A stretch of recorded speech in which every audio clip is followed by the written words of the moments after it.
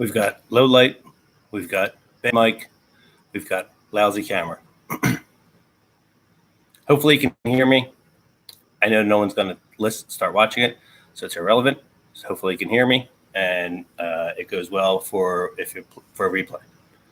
So the title of the video is "I'm a Libertarian," and I am a Libertarian. I discovered the Libertarian Party in 2002 when Ken Krawchuk was running for governor of Pennsylvania against Ed Rendell, and I can't remember who the other bloke was, but that's what's going on. So ever since 2002, I was actively involved in the party for a few years there. I ran for office myself in 2004 for state representative in Pennsylvania in the 153rd district. So I've just doxed myself. Never mind the fact that my name is my channel. Yeah, and after 2004, I just hung around for a few more years, friended everyone on Facebook, and or whenever the hell Facebook came out, and now I'm just actively involved in running my own business, but not involved in the politics of it at all or the party of it at all. And instead, I come to Facebook and I contribute in that way. There's a definition of anarchy, and it says anarchy is not a society without rules. Instead, anarchy is a society without rulers. And I recently saw it on Facebook, and there was a debate and a discussion going on in Hubble Blue. But that's kind of like libertarianism is like anarchy light. Most libertarians will admit that they recognize the need for some form of government, but many libertarians are also anarchists at heart, and they know that there's no need to have a government to tell me how to be a peaceful person. I understand what the goals of government are, and I understand how to deliver that product to the society. That's the anarchist thought. Libertarians are like, let's just take some of the government's responsibility away. Let's nibble away at it. Let's say, hey, maybe churches can do social welfare. Maybe churches can do medicine. Yes, it failed when we tried it before, but maybe not necessarily the Episcopalian Church or Judaism or the Catholic Church could do this, but the concept of what churches are, people coming together as a community and having some form of communion to create a oneness within themselves to where they know if somebody has the same of them, then they're willing to help them. They're willing to use a significant portion of their resources to help that person. And then, of course, there's the story in the Bible. See, I was raised Catholic, so I've got them all in there. But unfortunately, I don't know necessarily the Jewish myths, although we did have Old Testament, and I don't know the Muslim myths at all. And some of the Eastern philosophy, I've exposed myself to some of I've read a few of the texts, but it never. 12 years of Catholic education, the myths are deeply embedded in my person. It's the Good Samaritan. Dude was laying on the ground. He was all banged up, but he was like from Cleveland, and he was in New York City, and he had like a red shirt on. Are you kidding me? So he Cincinnati Indian shirt on, and he all these Mets fans are like, this dude's crazy. Now I screwed that whole story up. He was actually in Cleveland with an Indian shirt on and all the, I don't know, but you get the point, is that we all need to just take care of each other. Anyway, why be a libertarian? Because I believe that every single person out there is a decent human being. No matter what their personal beliefs are, no matter what their preferences in life decisions, no matter what decision, every single human being is a decent human being. When I'm walking down the street, whether it be in Montclair or New York City or Philadelphia or wherever I am, and I walk past another human being, There's a reason why I don't punch that person in the face. Not because there's a law that says you can't punch somebody in the face, because I'm a decent human being. And I have faith that that other person is a decent human being. If we automatically assume that humans are going to do wrong and therefore create a structure of rules to tell you what you can and cannot do, and then create a complicated, layered system of policing and courts and justice and prisons and more laws to maintain that encapsulation of trust, whether or not you agree with the actual laws or not.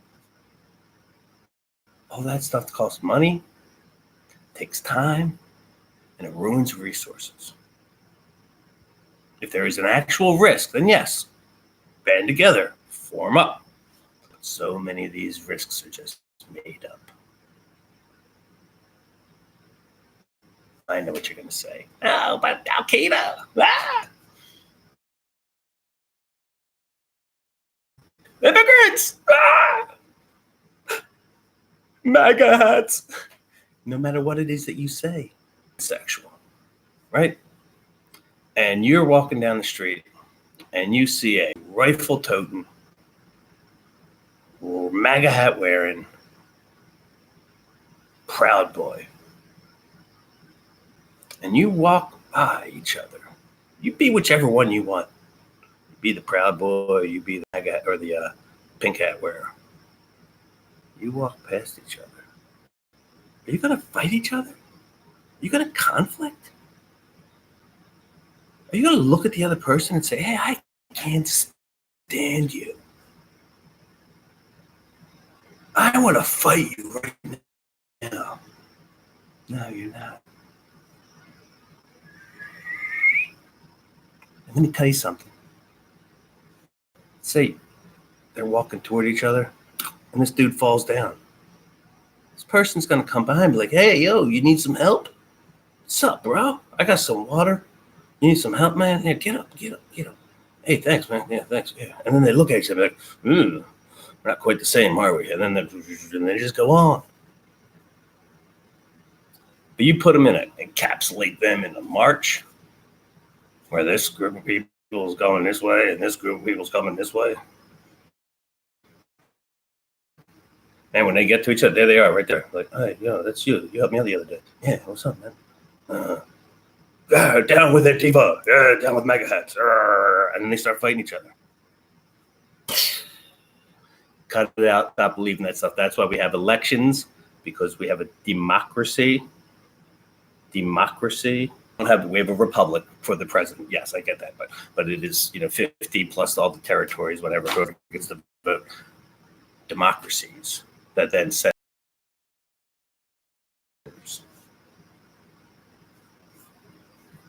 Same dude that democracy is named after is the one in ancient Greece who who hypothesized that if you took a piece of gold and cut it in half, you had an ounce of gold, now you have half and half and half and half, and a quarter and an eighth and a 16th, whatever. Yeah, 16th, 32nd, 64th, 1/28. He said, is there amount of gold so small that if I cut it, it no longer is gold? And he said that shit to Plato. Plato's like, fuck. I don't know, dude. That's a pretty tough question. And Socrates and Aristotle, they're all like, arr, arr, arr. And guess what? At the end of the day, Plato won. And he said, no, that shit's fucked up, man. It's like triangles and squares and circles, right? And we carried that, triangles, squares, and circles, basic geometric forms at the lowest level of matter. We carried that as dogma through until the 1800s. The same dude that democracy also thought that the universe could be subdivided only so small. Guess what? If you subdivide only so small, that's me. That's the individual. That's you. You're a piece of gold. I'm a piece of gold. She's a piece of gold. We're all little pieces of gold, subdivided so small that we all get to say where we're going to go.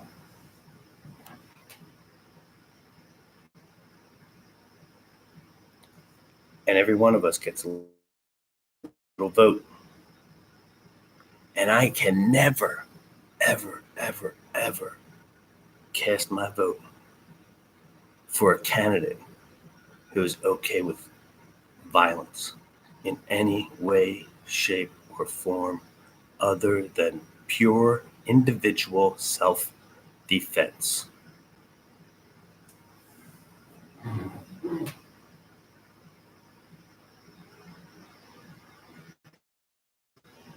I will never cast a vote for somebody who wants to continue fighting wars.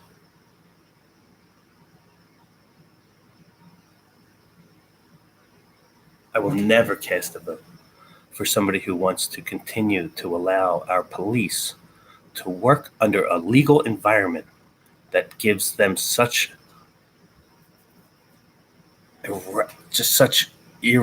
insane responsibilities. I want my police officers to be there, armed, well-trained, ready to go, in the event that some other human decides to do something extremely violent, like rob a bank or hurt somebody. I also want my police officer to be there in the event, to be a first responder in the event that there was a car accident or some other tragedy that occurred. A tree fell, crushed a house.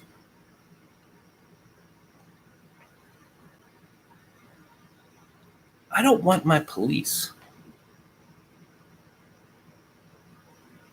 to be like, you can't sell one cigarette.